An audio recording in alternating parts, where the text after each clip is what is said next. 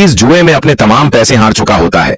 अब उसके लिए पियनकी को किराए के घर में रखना न सिर्फ मुश्किल बल्कि नामुमकिन हो चुका है।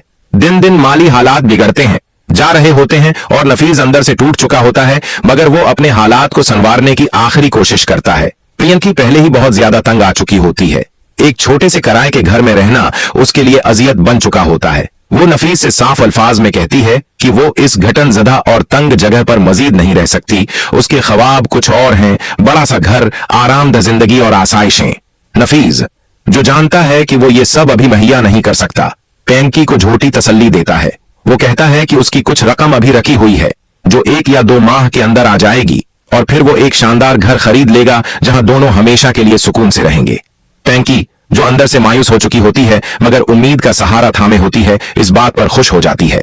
लेकिन अगले ही लम्हे नफीस उसे हकीकत के करीब लाने का फैसला करता है। वो उसे बताता है कि फिलहाल उसके पास कुछ भी नहीं बचा, न किराया न रोजमर्रा का खर्च, लिहाजा अब उनके लिए बाहर रहना मुमकिन नहीं रहा। वो पिंकी से दरख्वास्त करता है कि वो उसके साथ वापस उसके मां के घर चले, क्योंकि फिलहाल वो दोनों सिर्फ वहीं गुजारा कर सकते हैं। पिंकी जो पहले ही बहुत सी तलखियों का सामना कर चुकी होती है, कुछ लम्हे खामोश रहती है, मगर आखिरकार वो भी हार मान लेती है। थक हार कर वो रजामंदी जाहिर कर देती है, मगर उसके दिल में बदाइतमादी की एक नई लहर जन्म ले चुकी होती है। यूं नफीस और पिंकी दोबारा उस पुराने घर की जानिब लौटने लगते हैं, जहां एक तरफ नफीस की मां का कड़वा सच उनका मुंतजर होता है और दूसरी तरफ उनके बखरे ख्वाबों की गूंजें। नफीस जब पिंकी को साथ लेकर वापस अपने मां के घर पहुंचता है तो उसके दिल में कई जज्बात एक साथ हलचल मचा रहे होते हैं।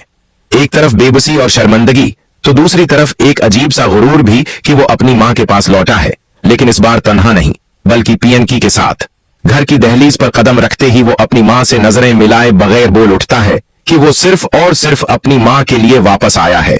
मैं ये सोच कर आया हूं कि मेरी मां, मेरी बड़ी मां, न जाने मेरे बगैर किस हाल में रह रही होगी।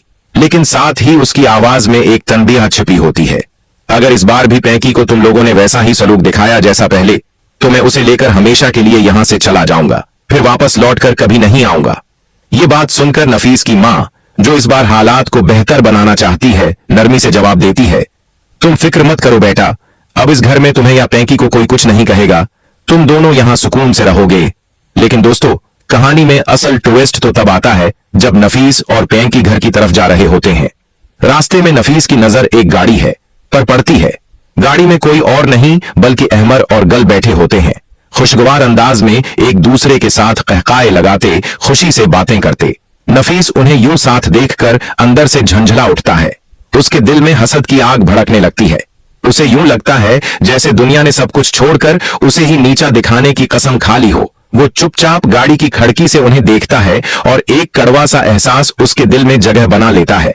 शायद अहमर ने उसकी जगह ले ली है, शायद गल ने नफीस को मुकम्मल तौर पर भुला दिया है।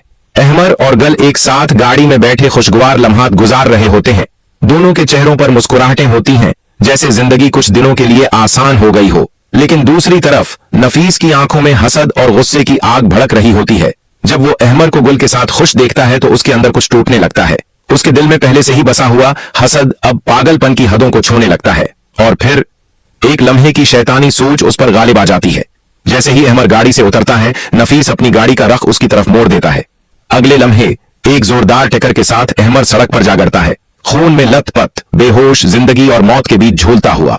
गल चीख मारती है, भागकर अहमर की तरफ जाती है, उसे संभालती है और फौरन एम्बुलेंस को बुलाती है। अहमर को अस्पताल ले जाया जाता है, जहां डॉक्टर्स की टीम उसकी जान बचाने की कोशिश में लग जाती है। उसकी हालत निहायत नाजुक होती है। डॉक्टर्स का कहना होता है, हम अपनी पूरी कोशिश कर रहे हैं, लेकिन मामला बहुत संगीन है, आप लोग दुआ करें। दूसरी जानिब नफीस इस वारदात के बाद फौरन मौके वारदात से फरार हो जाता है। वो खौफजदा जरूर होता है, लेकिन अपनी गलती का एहसास नहीं करता। उसे सिर्फ ये लगता है कि उसने अहमर से बदला लिया है। नफीस चुपके से अपने मां के घर आता है, दरवाजा बंद करता है और थके हुए लहजे में कहता है, मैं सिर्फ आपके लिए उस घर में वापस आया हूं, लेकिन अगर इस बार भी मेरी बीवी पिंकी के साथ जरा सा भी बुरा सलूक हुआ तो मैं उसे लेकर हमेशा के लिए यहां से चला जाऊंगा। नफीस की मां, जो अब तक नफीस की हालत और रवैये को महसूस कर चुकी होती है, हल्के लहजे में जवाब देती है, बेटा, अब इस घर में तुम दोनों के साथ कोई ज्यादती नहीं होगी, तुम सुकून से रहो। लेकिन नफीस का सुकून आरिजी होता है, क्योंकि अस्पताल में अहमर जिंदगी और मौत के बीच झूल रहा है और इस कहानी में अभी और भी बड़े इंकशाफात बाकी हैं। इस वाकये के कुछ ही दिन बाद